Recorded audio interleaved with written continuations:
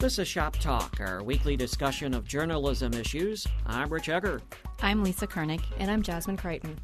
Illinois lawmakers must draw up a new eavesdropping law now that the Illinois Supreme Court has declared the old one unconstitutional.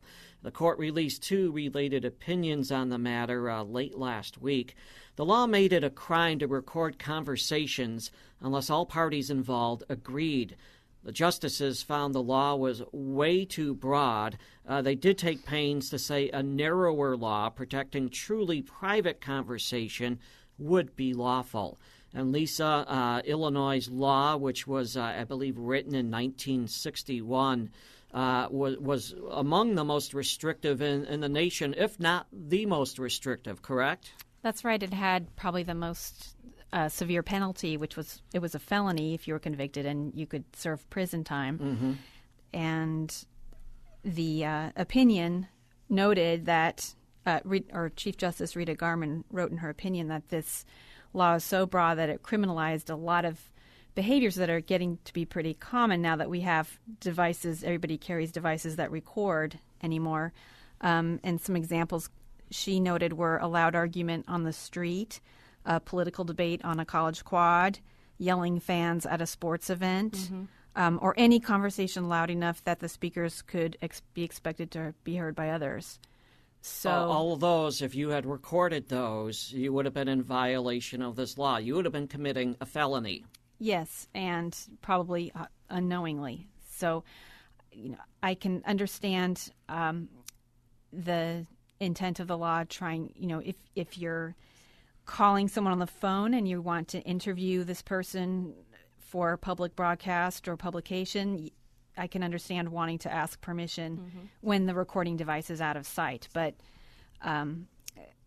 this law just covered way too much. I mean, you had to, even if the recording device were in plain sight, you could get convicted. That's exactly what we do in broadcasting here in radio. Right. Yeah, if you do a phone interview, you always ask for the person's permission to record before you actually start the recorder. I think that's just a common courtesy. Like you say, you can't see the recording device. You can't see the microphone.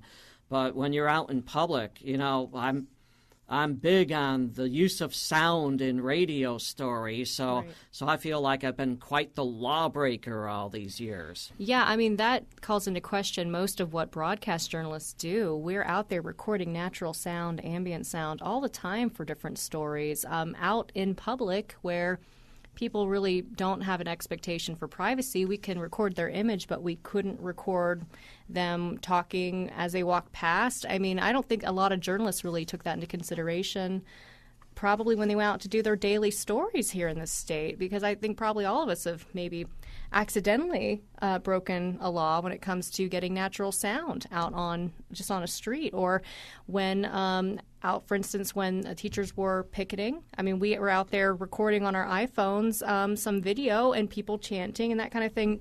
Do you have to go and ask every single person, can I use this sound? I think it's ridiculous to have the reporter have to worry about that. Yeah, technically under that old law, you would have had to ask each and every person 80 people to do that. Yeah.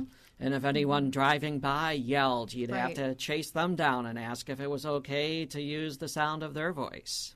Even though it's legal to photograph people on the street on public property, it's legal to put them in the news. That's not illegal, so it's not consistent with other freedoms. That was a weird distinction, wasn't it? That you were allowed to video record someone or take still photographs of someone in public, but you weren't allowed to make a recording of the audio. Yeah, I always thought that this law was put into place for those phone conversations to avoid wiretapping and all that kind of thing. I never really thought about it in terms of going out in public and recording a conversation until we were having this shop talk right now. It just didn't cross my mind. The thing is, with every state, it's different. This is my only second year in Illinois. I've talked about how you have to have all parties consent, but to put it into terms for our everyday life when we're going out to do a story, I really didn't take that into consideration, that people were probably breaking laws constantly. And Lisa, you had mentioned if you had violated this law, you could have faced a felony. That's not just a hypothetical. There are people who have served hard prison time because they violated this law, perhaps unwittingly. Well, the whole reason this case ended up before the Supreme Court is because a woman sued, and it was Annabelle Malongo who ended up serving 20 months behind bars after she recorded some telephone conversations she had with, I guess, a court reporter supervisor in a court building. Mm-hmm. So anyway, and her attorney argued that this law, Illinois' law, was used as a sword, and I'm quoting from the Tribune article, a, quote, sword to prevent people from recording government officials, such as police officers. And you would think, as journalists, we would have known more about this law, but I think many journalists, many reporters were unaware of it. So you can imagine just the general public would have almost no idea that this law was in place, and someone violating it could have been sent to prison for unwittingly violating a law.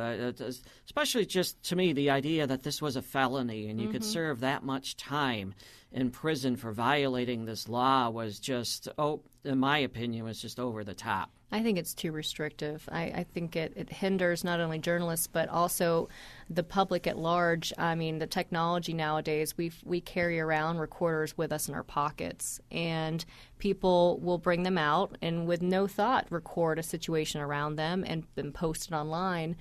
Everyone should be, according to this law, everyone should have been worried that they were breaking a law.